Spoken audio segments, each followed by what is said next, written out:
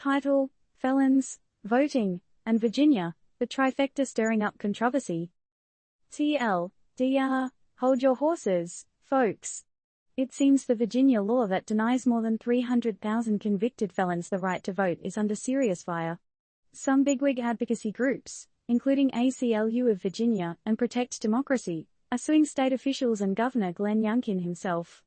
They claim this law is a violation of Virginia's 150-year-old re-entry terms to the Union after the Civil War and, ultimately, an unjust relic from a time of racial discrimination.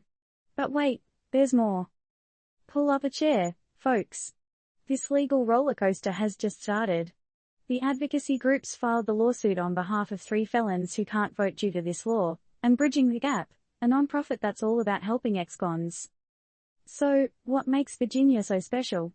It's one of only 3 states that strips voting rights from all felons. But here's the kicker, it's the only state requiring each felon to go through the governor to get this right restored. Yep, you heard right, each felon has to individually petition the governor.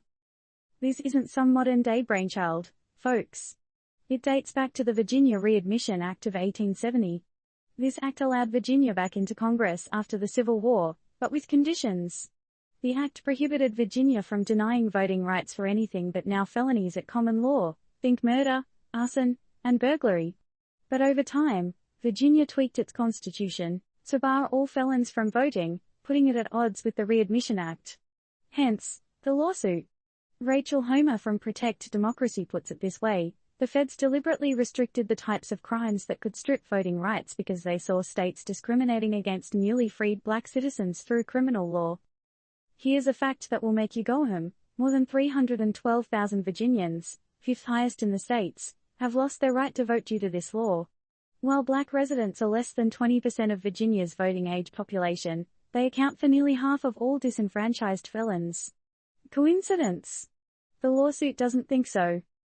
This legal battle comes hot on the heels of Governor Youngkin changing policies in March that led to fewer ex-cons regaining their right to vote.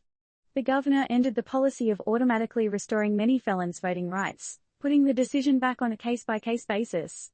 Yet, when asked about it, Youngkin stood firm, stating, "Everyone gets a full review, and that is our responsibility." That's not all, folks. Another lawsuit popped up in April, arguing that Youngkin's changes to the system for restoring felon voting rights are unconstitutional.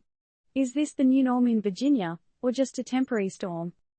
As we sit back and munch on our popcorn, we have to ask, are these policies truly safeguarding our voting system, or are they discriminatory relics of a bygone era? And here's a provocative nugget too: chew on, is the right to vote unconditional, or should it be subject to the actions of the individual? Your move, world. What say you?